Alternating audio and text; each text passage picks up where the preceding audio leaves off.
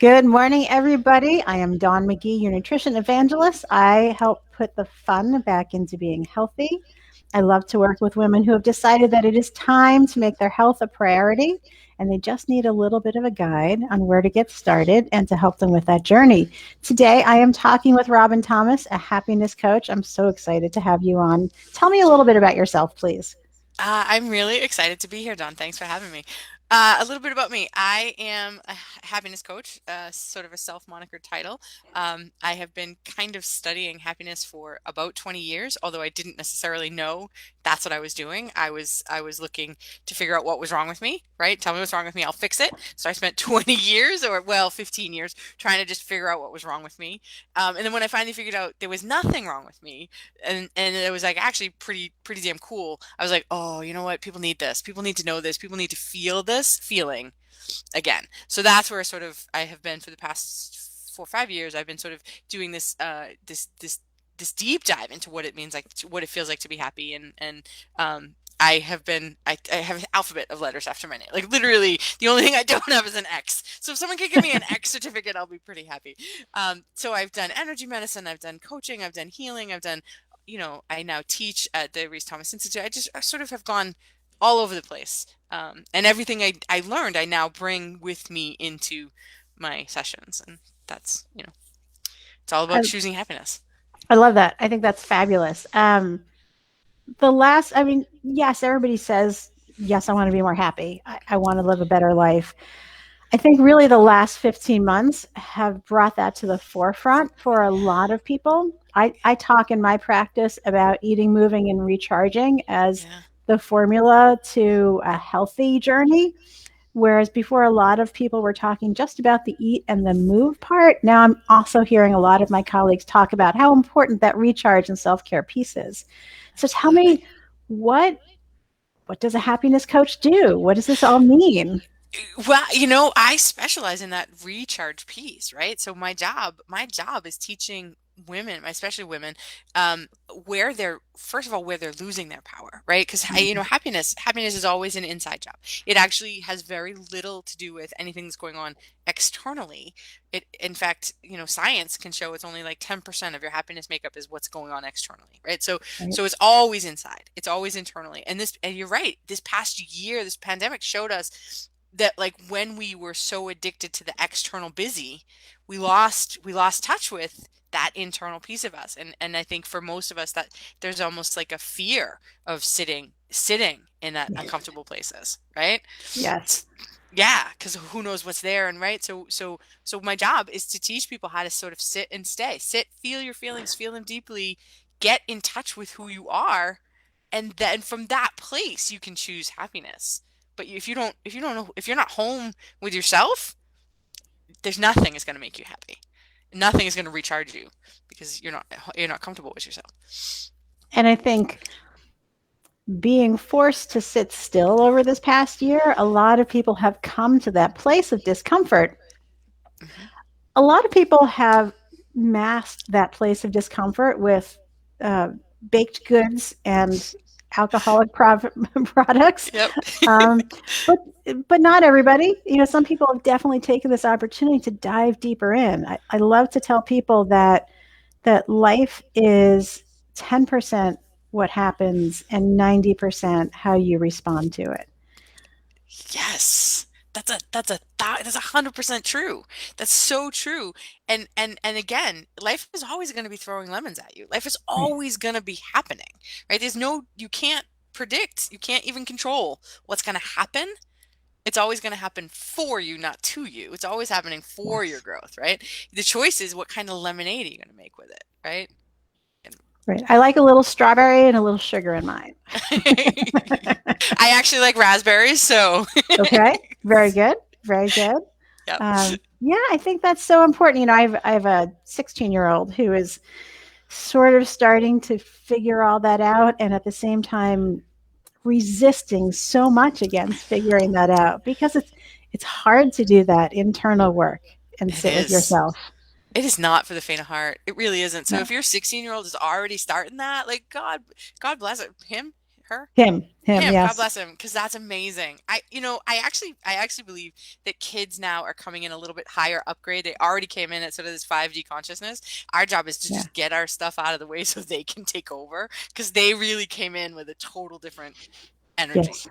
Yeah, they're looking at things differently. And I'm super thankful to his karate sensei who really encourages that and makes that part of the discussions that they have on a regular basis. What does it mean to be a person, to be a good person? Right, It's right. he likes to say that they don't teach karate, they teach people. I And love that.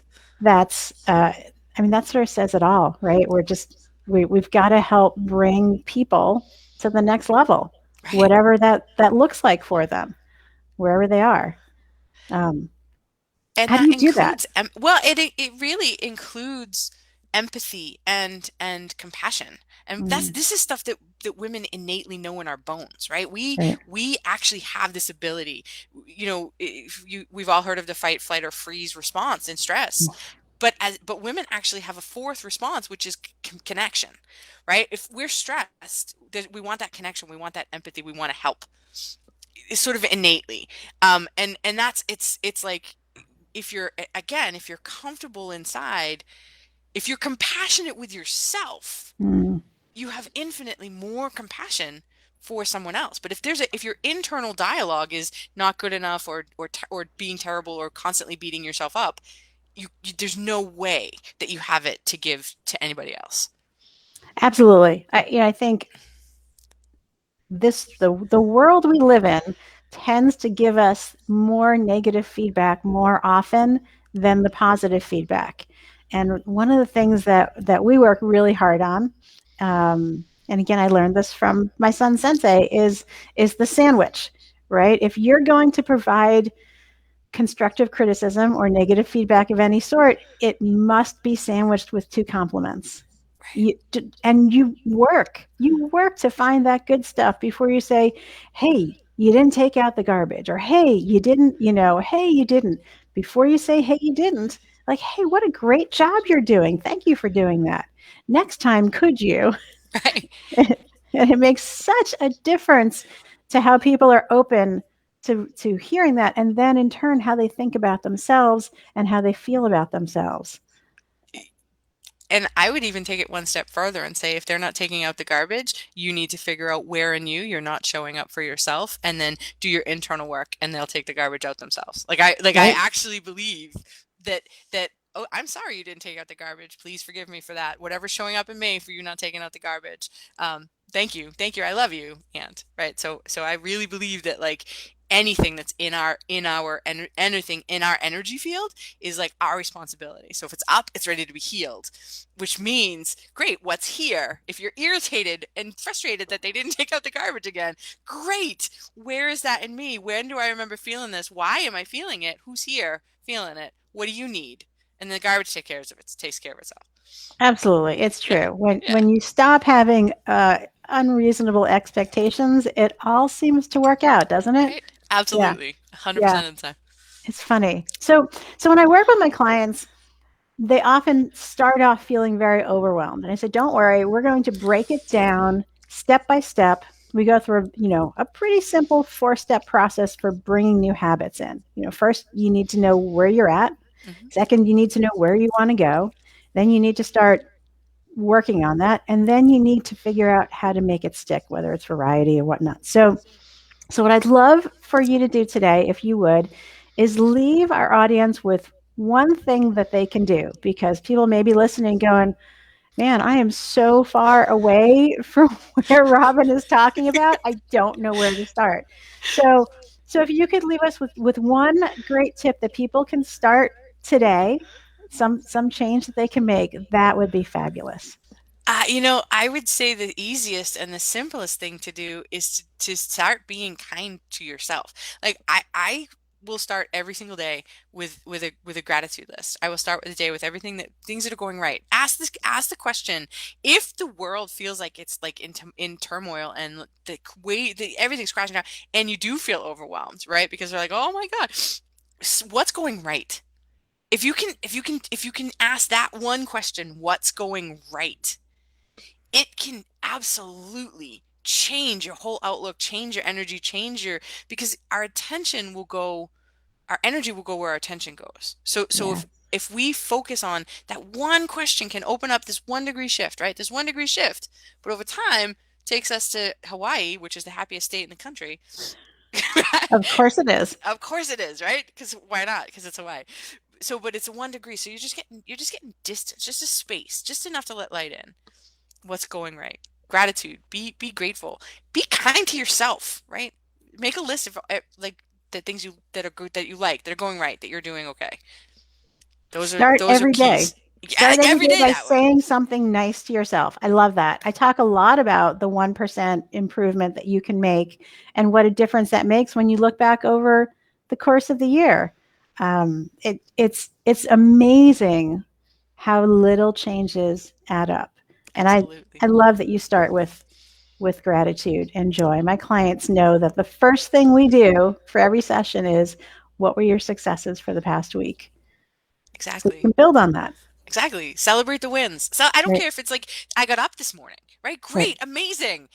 Yeah. There were times in my life that my gratitude was like I'm going to have a bed to come home to tonight. Right? Right. That was where I could get to because that's where I was, right? I'm glad the dog didn't bite me. I don't even have a dog. Great. Right? Like I'm glad Right. I don't have a dog. Whatever it is, meet yourself where you're at and be Right. gentle with yourself there. Let's not set the bar at 10,000 feet when we're at ground level right now. Let's Right. take it one step at a time. Absolutely. It That's really is the only fabulous. way. Yeah. The perfect advice for today and these days. Yeah. Robin, thank you so much for joining me today. I really enjoyed chatting with you. Thanks, Sam. Um, uh, Folks, if you would like to get in touch with Robin and know more about her, I will get all of her contact information into the comments. So give her some loves and some likes. And until next week, what I hope for everybody is that you live a life you love without being hungry, feeling deprived, or giving up your glass of wine with dinner. Until next week.